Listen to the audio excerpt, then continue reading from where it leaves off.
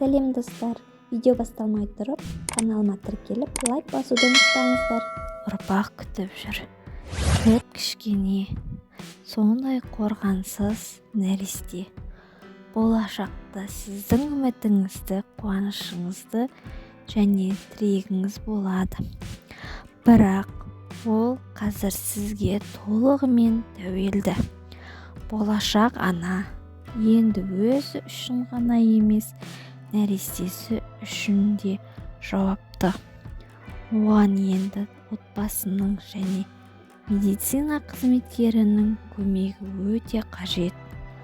12 аптаға дейін әйелдер консультациясына тіркеліңіз және жүктілік барысында кем дегенде 4 рет дәрігер қабылдауында болыңыз. Дәрігердің барлық нұсқаулықтарын орындаңыз. Ол енді сіздің жанашыр кеңесшіңіз. Жүкті әйел көбірек демалып, таза ауада серуендеуі үшін кейбір үй шаруасын туысқандары мен жақындары өз мойындарына алуы керек.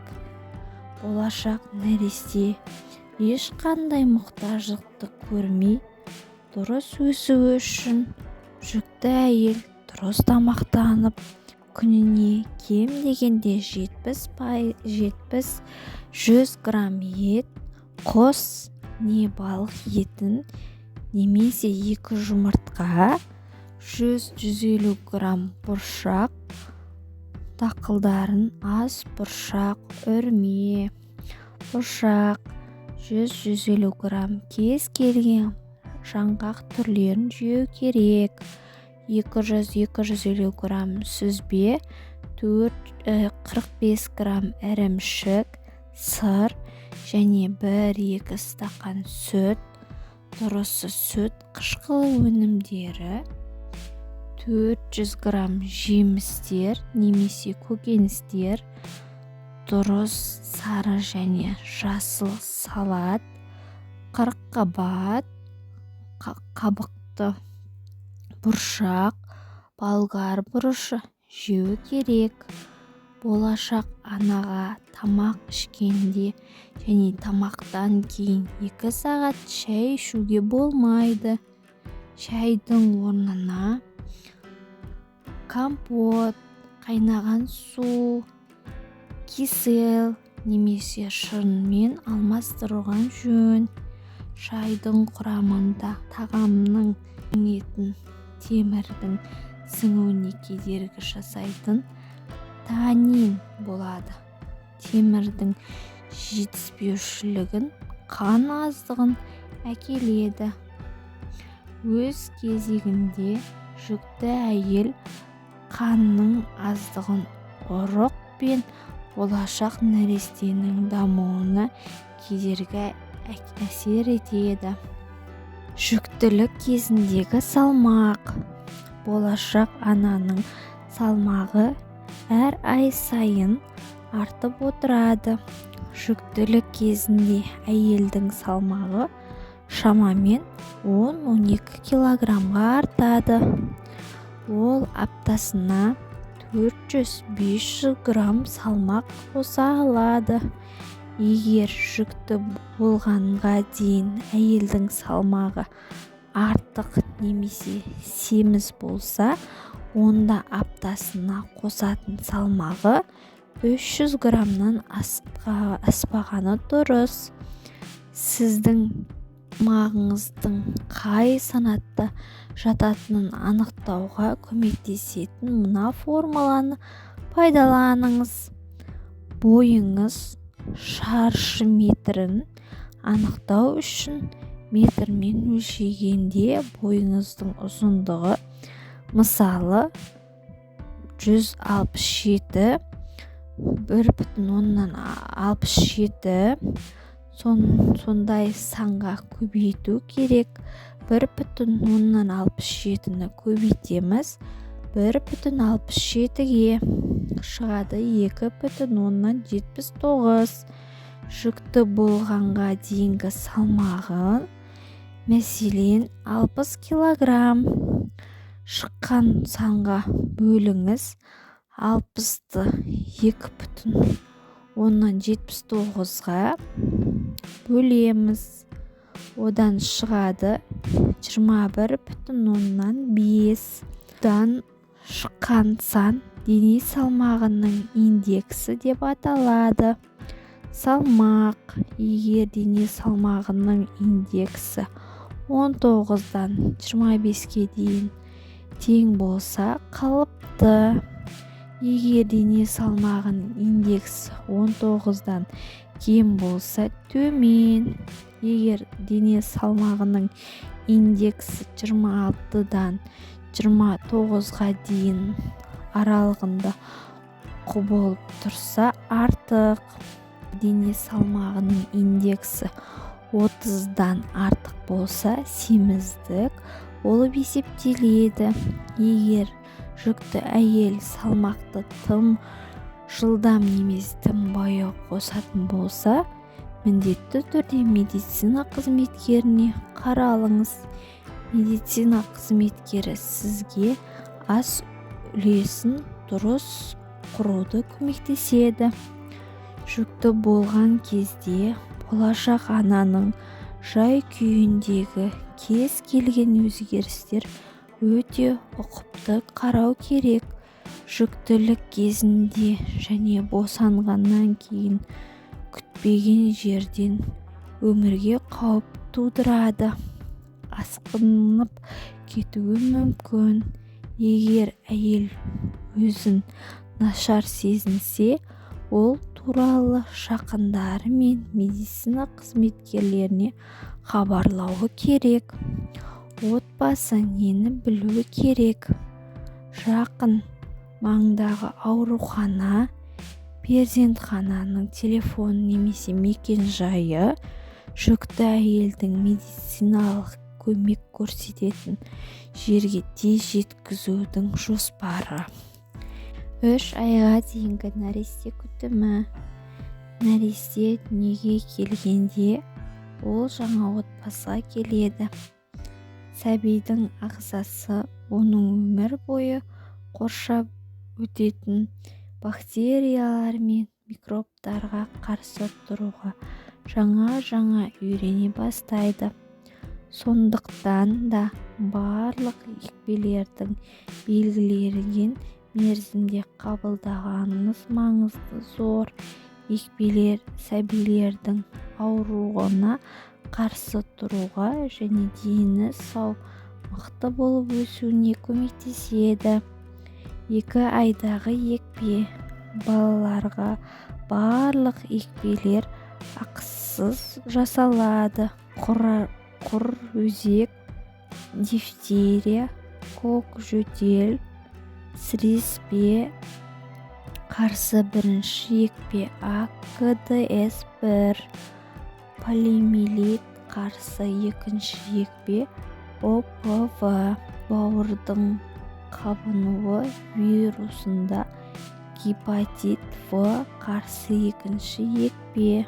3 айдағы екпе. Құр өзек, дифтерия, көкжөтел, сіреспеге қарсы 3-ші екпе.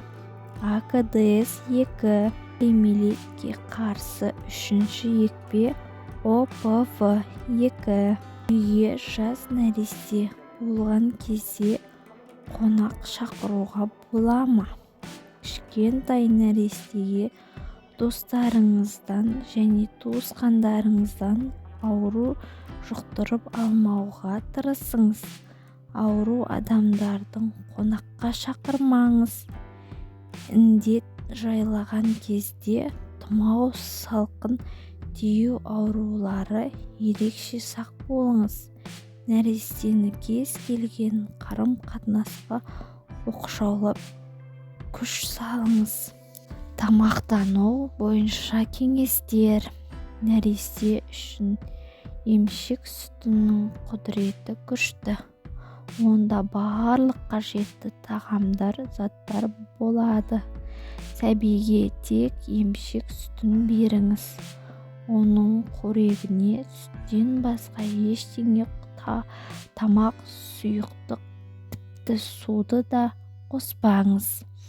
Емізу кезінде баланы дұрыс ұстаңыз. Бұл өте маңызды.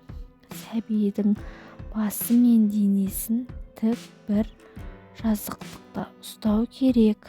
Сәбидің бетін анасының кеудесіне қаратып, мұрны емшек ұшына деңгейінде болуы керек.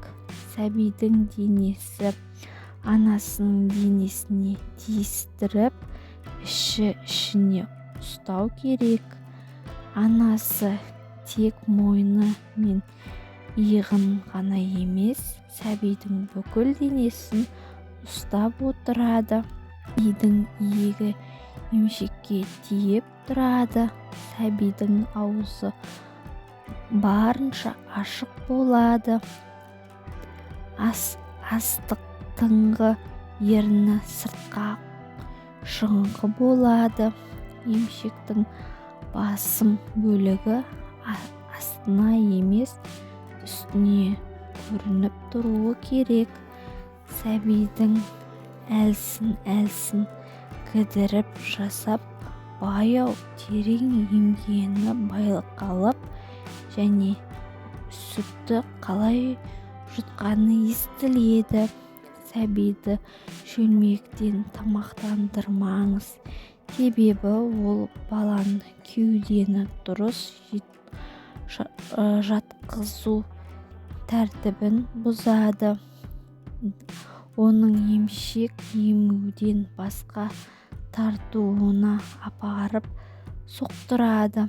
Сәбиді емшекпен тамақтандыру мүмкін болған кезде саптияқты ішкізіңіз.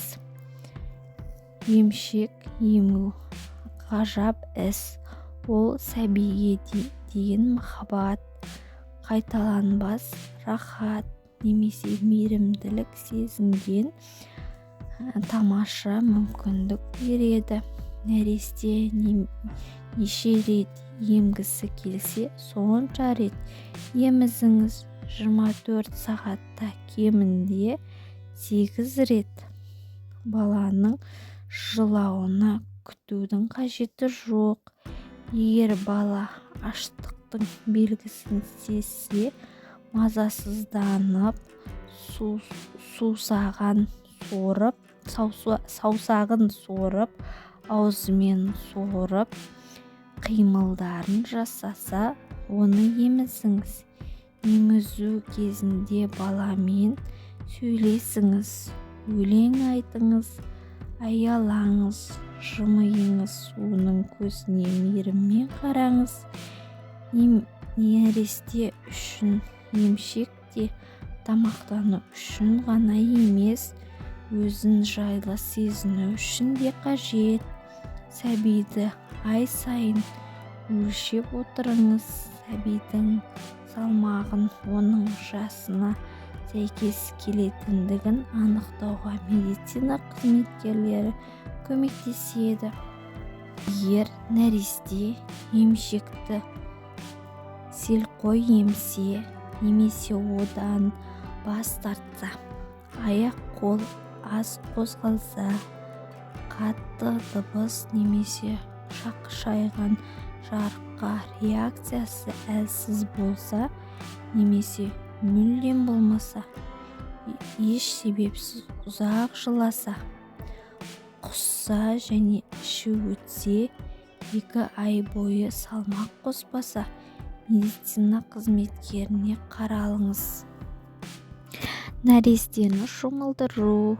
Алғаш рет шомылдыру бұл өте жауапты және бірнеше үрейлі кезең. Өйткені нәресте әлі кішкентай. Жолдасыңыз, анаңыз немесе мейірбикеден көмек сұраңыз.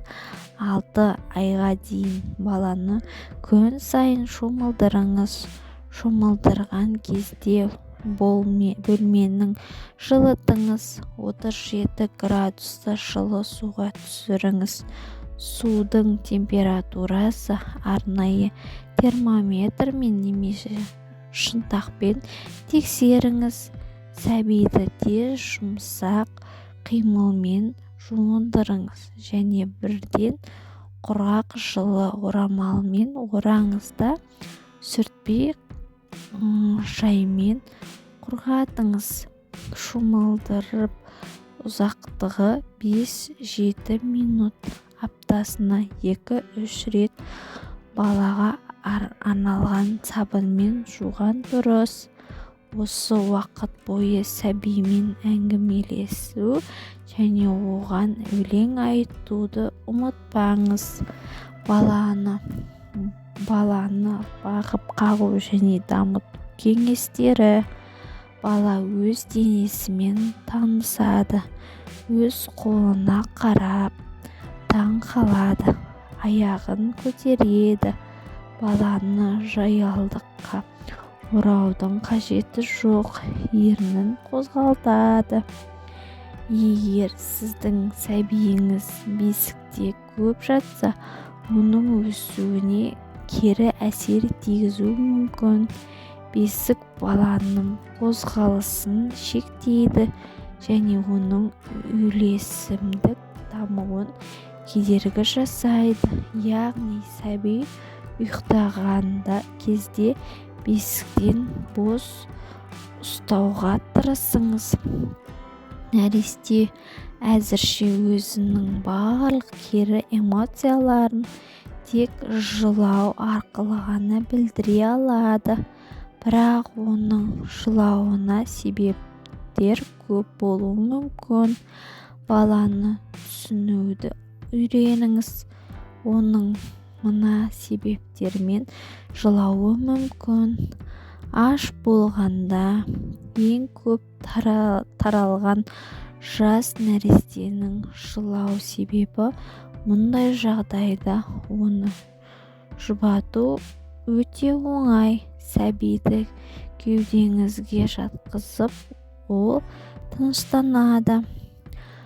Шошып қалғанда сәбиді кез келген зат шошытуы мүмкін. Қатты дауыстар, өткір жарық, ащы дәм, суық қолдың тиюі, секіру, қысу, баланың мазасын алған заттың кезінде құрытып, содан кейін баланы қолыңызға алыңыз, тынышталдыруға тырысыңыз. Тоңып қалғанда, нәрестелер тоңып қалған кезде көбіне шыңғырай бастайды. Қолыңызға алыңыз, тынышталдырып жаялықпен ораңыз және жылы ұстаңыз. Егер сіз нәресте ештеңе түсінбейді деп ойласаңыз, қатты қателесесіз. Дүниеге жаңа келген нәресте де көреді, естиді, есті айыра алады. Нәресте сізді бет-әлпетіңіздің өзгерісін көреді, даусыңызды сарынын байқайды. Сәбимен көбірек сөйлесіңіз, көзіне жымиып қараңыз. Сәбиге сіздің мейіріміңіз, назарыңыз өте қажет. Оның жуық арада жауап қайтаратынын күмәнданбаңыз. Бірінші және екінші ай арасында нәресте сізге бірінші рет күле қарайды. Ол әлі ештеңе білмейді, тіпті басын да ұстай алмайды.